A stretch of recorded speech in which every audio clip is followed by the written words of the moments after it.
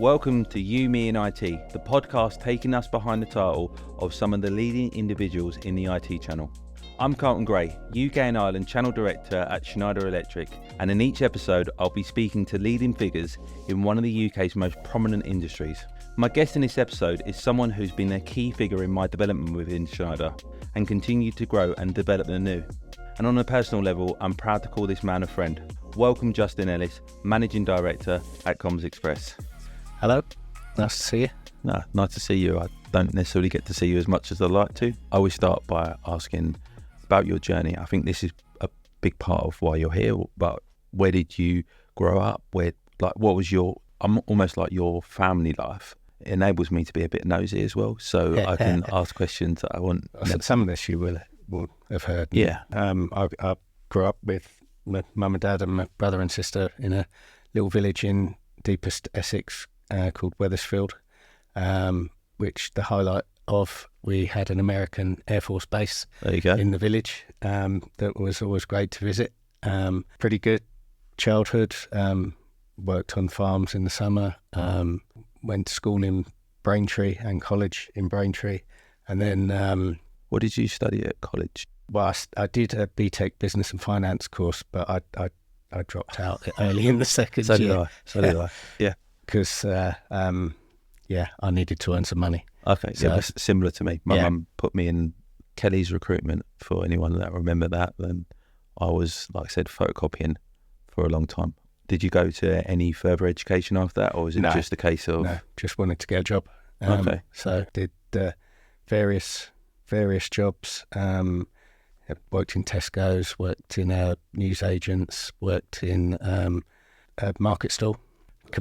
Completely forgot about that one, and I was trying to remember. But the market stall was great on a Saturday, and really good money, and it was just great fun, even in the winter, believe it or not. How weird is that? I worked at Iceland. I worked in the paper shop. I know everyone's done that in our age group, and then I worked, obviously, market stalls was my business. That's how I got into this world. So that was great, the market stall, because we were selling watches and fitting batteries and things like that for people's watches. So it was brilliant, great experience. But obviously needed to get a proper job. Yeah. So I started off as an office junior in an estate agent's, photocopying. Yeah, mate, there's nothing wrong with photocopying. People frown at it. Yeah. And for our younger listeners, that's something where you put a piece of paper in, you press print, and you keep on going. So yeah, that was fun. But I quickly progressed there and became a negotiator. I didn't stay there that long. I think I was probably there a couple of years. Did various jobs for several years. I worked as a postman. I worked as a sign fitter and trained to fit neon signs. I worked in a pine furniture factory. Pine furniture? Yeah, pine furniture factory. What? Putting cabinets together. Okay. It was great fun because you had a nail gun. So okay. It was a really, really good fun, but not a job that you want to continue forever, with. I get it. Do forever. I worked distributing records and tapes for a while, and decided I wanted to get into a sales role. So I went for a sales position at a company called Hales Waste Control, which doesn't exist anymore. Selling bins, basically. That was great. Did that for a few years. What were you selling them to, though? Businesses, shops. So like the wheelie bins, like you see your biffa bins. Just going out to any business, any shop, anything like that.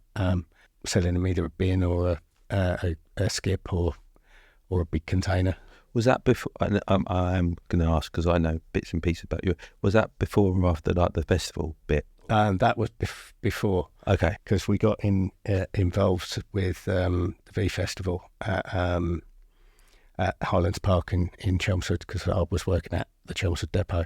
From that, realised that there was a market for somebody to actually provide that service, but with a lot more to it. Did that for several years, six years or so. Yeah, great fun, great experiences. Got to see some fantastic bands and meet some of my heroes, like Phil Oakey from the Human League. Don't even know who that is, but let's just keep going. Yeah. And Bez from the Happy Mondays. He's on a TV show now, isn't he? I was showing my age. Yeah, on Gogglebox. Yes, that's the one. Yeah. Got to see some great bands. Had a great time. But two of my friends had started Comms Express. There's a bit of a crossover period here.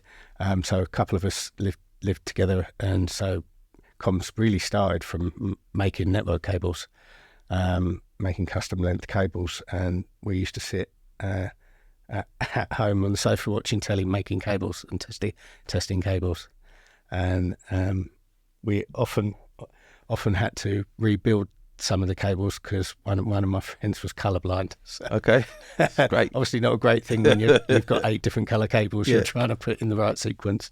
But been involved with Comms Express from the start. I'm really lucky and forever grateful that my friends brought me in, and still to this day I count Steve as best friend. Yeah.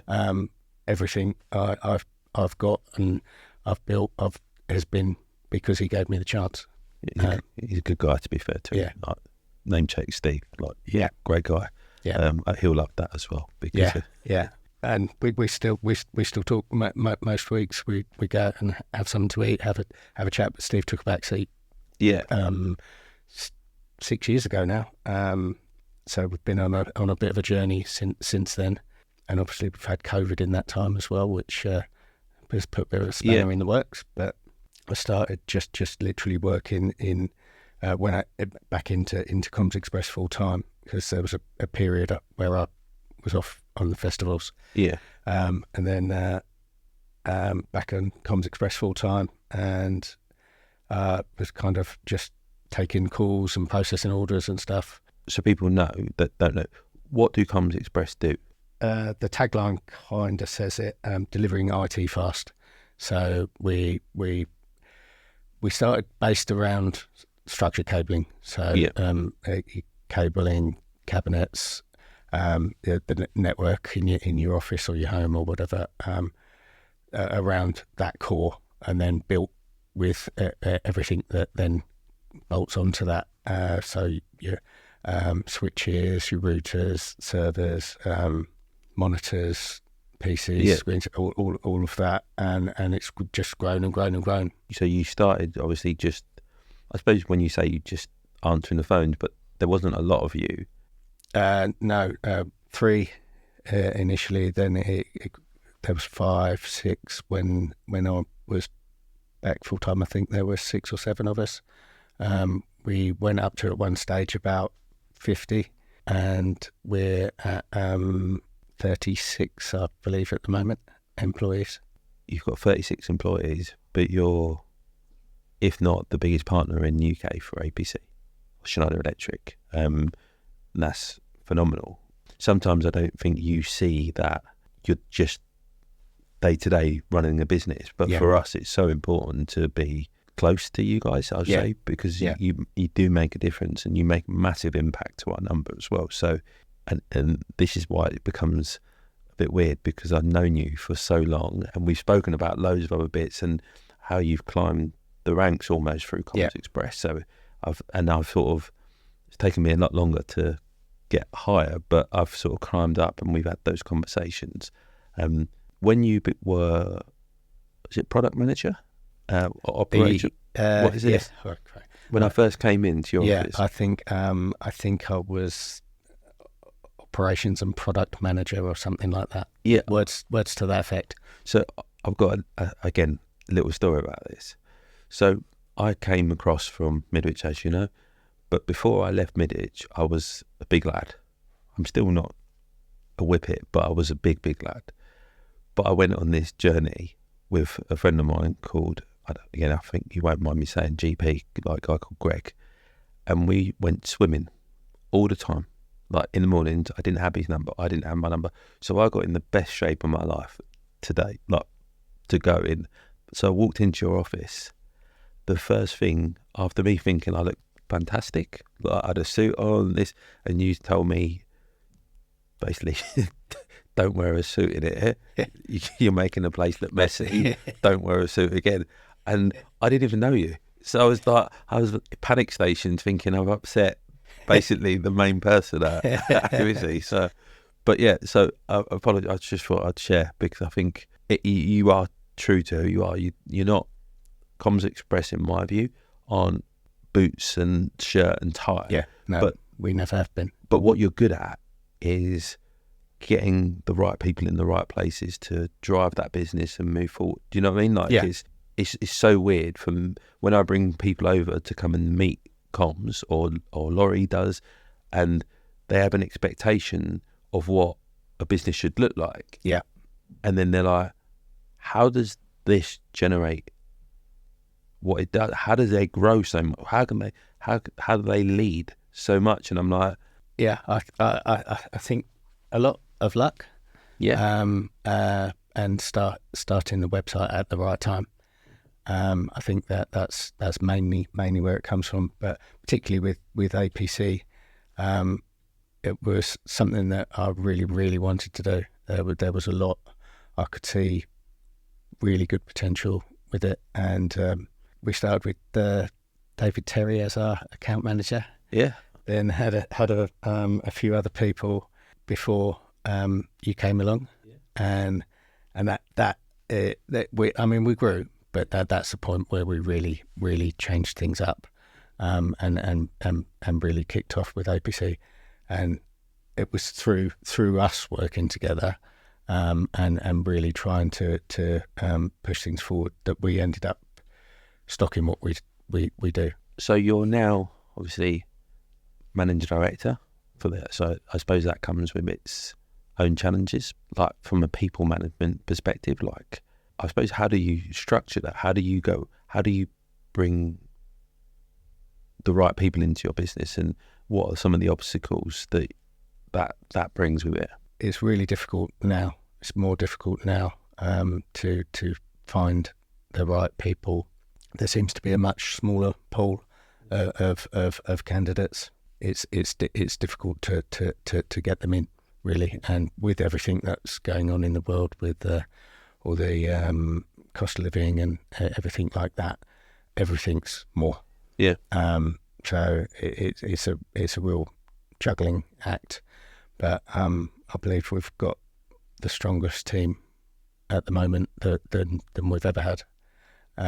We've got some fantastic people in some great places. For me, there's only really been obstacles in people, people that haven't lived up to their potential or don't do what you can see they're capable of. Oh yeah, I know what you mean. Yeah, that I would class that as the obstacles I've faced at Comms Express. It's the same, when you see greatness in people. Yeah. And sometimes you feel like you've got it. I used to work with a guy, and he was fantastic, like really was. And I just thought, I always looked and thought, I wish I was more like you.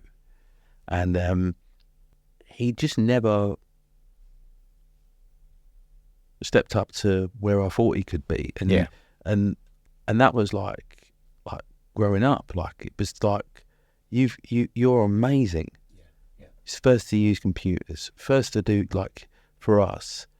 And I just always, and I still think now, you have all of those tools at your fingertips, just that little bit of hunger, that little bit of drive, and people that I grew up with, I think they would have been amazing. Like, and in my home group, we will always talk about that. But I mean, that person could have been.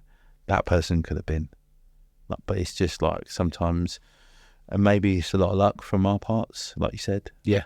But we've just managed to figure our way to where we wanted to go to. So, what's your driver? Why are you like you are? And it's almost like two things really. I'm doing the role I'm doing at Comms Express because Steve asked me to. Yeah. And I made a promise that I would do my best, and I would grow it, and we'd keep moving forward, and he would be able to just sit back and relax as he deserves to do so. And that promise I made, I'm going to uphold it. And plus also, wife and 3 kids, and you want to do the best for them, to provide everything that you can for them, and one day pay my mortgage off. You need to stop buying massive houses, and then you'll be fine. To touch, so you've got lovely wife, got kids. So now you're where you are. You process hundreds of orders every day. Well, not you don't, but your business processes hundreds of orders. How do you think, and you may not or may not have a strategy on this just yet, but how do you think you can become, you're partnering with Schneider Electric, which is great because we are sustainable, but do you think there's anything that you bring to the table that can make you more sustainable? What's your sort of goals around that? Well, we have somebody now who looks after like quality and sustainability and things like that. Katie, who's doing a fantastic job, and there's still a lot of work to do. But so far, we've it's all comes under the sustainability umbrella. We've massively reduced the amount of virgin cardboard that we use by reusing. Yes, everything gets delivered to us in boxes and with packaging materials.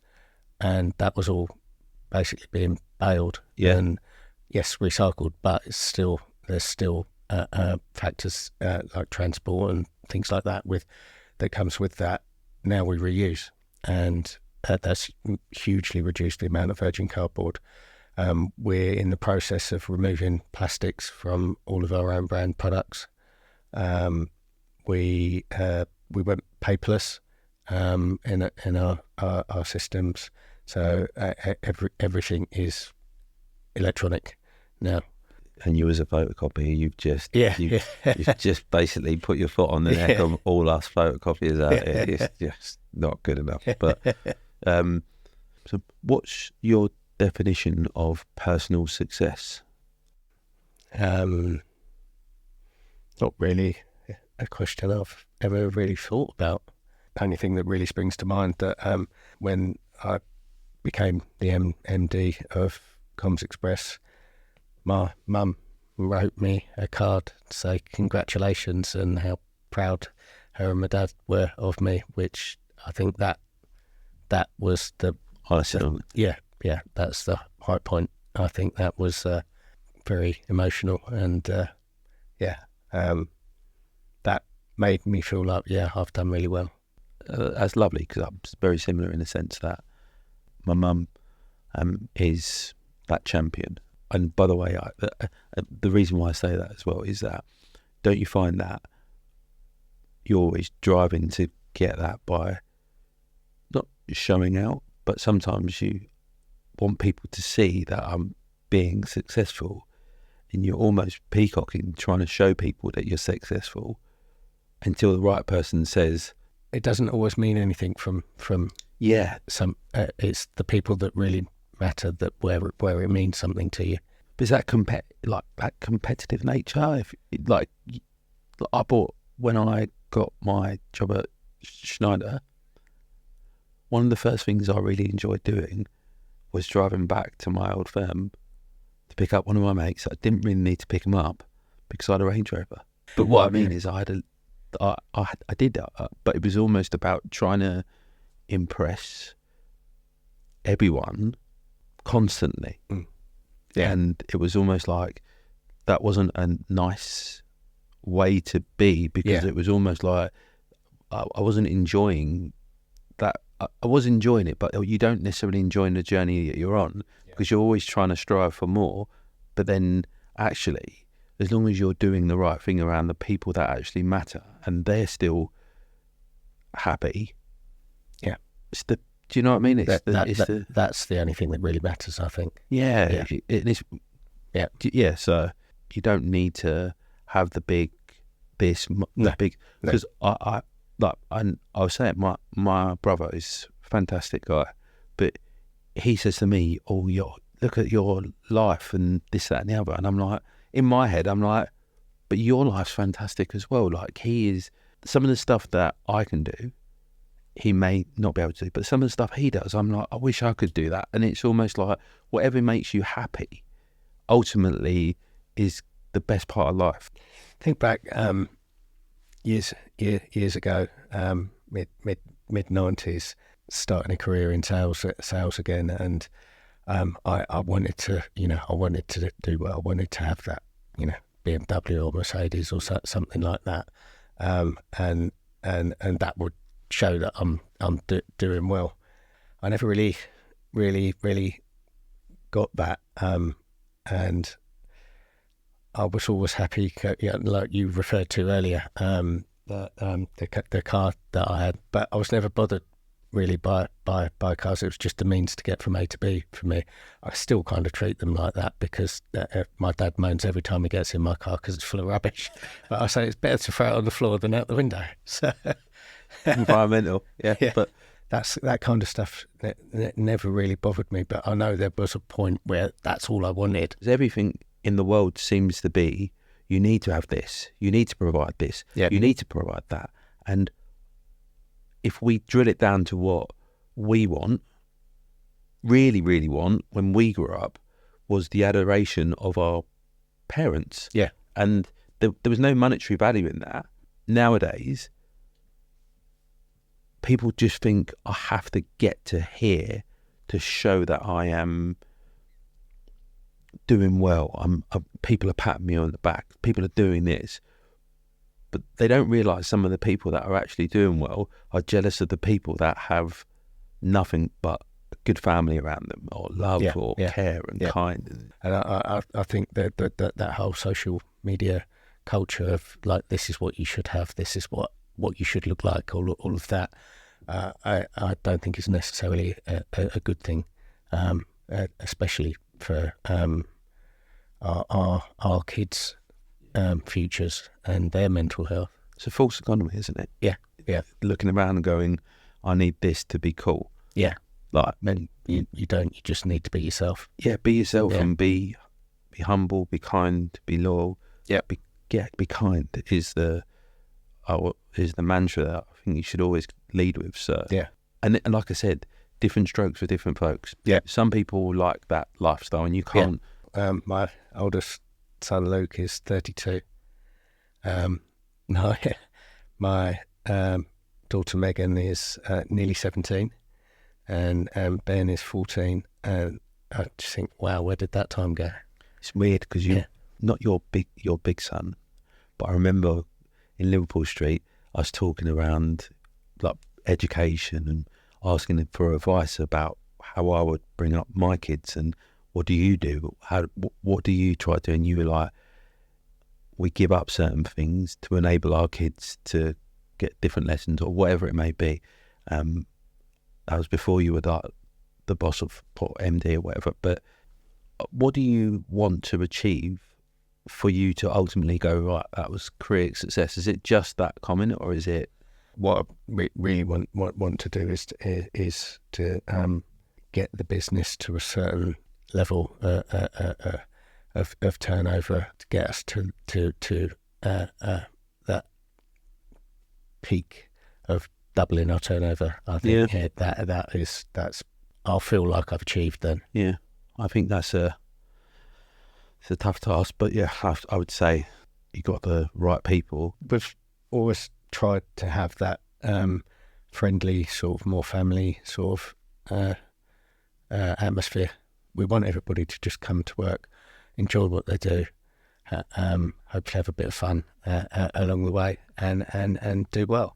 Really, we've always worked by the mantra of, like, you look after us, we'll look after you. Yeah, I think that's with friends as well, isn't it? Like, when I got ill, there were certain people, including yourself, reached out. You sent me some really bad dad jokes on a regular basis, but I'll always appreciate that, because when you sat doing nothing on a drip and you're opening the phone and you're like, oh Christ, I can't look at that but it just takes away that. Yeah. But when you're in a bad place, you've got people around you that, again, we've known each other from business, but actually taking the time to send you something maybe not as appropriate as you would want when you're in the middle of the hospital, but it still makes you feel like, and your wife, like, do you know what I mean? Both of you.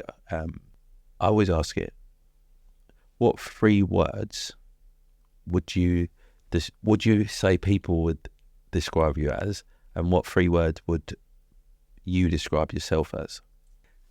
Good interview questions. Yeah. And I always ask them at interview, and so does anybody else that interviews at Comms Express as well.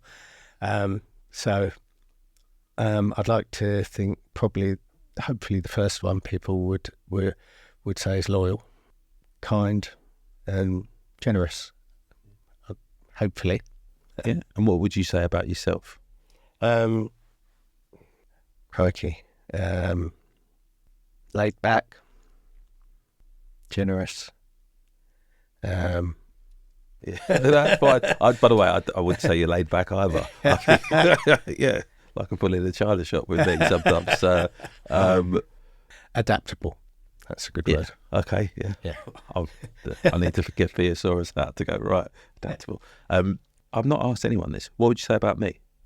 Well, straight off the bat from when you first came in, warm, friendly, kind. I mean, we hit it off immediately. And you know what it's like when you go in places and you're meeting people from suppliers or whatever for the first time. It's not all. It's not. It's awkward. It can be uncomfortable sometimes. This totally not that. That's where you feel instantly comfortable and friendly with someone. That's a rare quality. Just let my wife listen to that. It just makes me feel better. What? We all do our job. We try to keep evolving, changing. What do you want your legacy to be when people talk about you in that, like, maybe when you're not here, to be brutally honest? Yeah. Hopefully that I was a good, loyal boss. Although I don't really like that word, boss. I know, it's awful, isn't it? Colleague, I prefer. Yeah. I don't see apart from the fact that obviously I've got to keep the eye on everything. Yeah. In the position I'm in, but I don't like to think of myself as any different to anybody else that works at Comms Express. Someone in my team calls me boss man because they know it upsets me. I have someone who does exactly the same. Yeah. And I never really liked that word. It doesn't, because you see some people take that word and use it in a totally different way, and be so a micromanager or a domineering sort of leader, and I don't want to be that. Done every role, worked in every department. Some of the departments I actually developed and started because we didn't have things like customer service department in the early days. We didn't have one, so it built that. And basically, I've given an opportunity. I'm going to do whatever I can. Yeah. And I've always been happy to help and do stuff, and I quite enjoy doing like DIY stuff and things like that. So I've done everything in there. I've decorated. I've done bits of electrical works, fitted radiators. I've taken down walls. Cleaned the toilets even if there wasn't anybody to do it. We've got kids at home that make you get used to it. I fit the tap the other day. I was so happy with myself. I literally was buzzing. Kate came home and said, "You've not done that, have you?" I was like, "Oh, I've got the skills." Well, our warehouse manager Stuart has always helped as well all the time that he's been there. But always, if something needs doing, I'm happy to do it myself, and I wouldn't ask somebody else to do something that I'm not prepared to do myself. Yeah, you've got to. Yeah, I think that's lead by example. Do you know what I mean? Yeah. So, thanks for coming. To be very honest, so the pleasure is mine. Not for you to come all the way here, sit down, share some of you, put a little bit of yourself out on the table. I know you're not the most open person with everyone. I get it, but I really appreciate. Thanks again. maybe give you one of these Thank instead. All right. See you later. Cheers.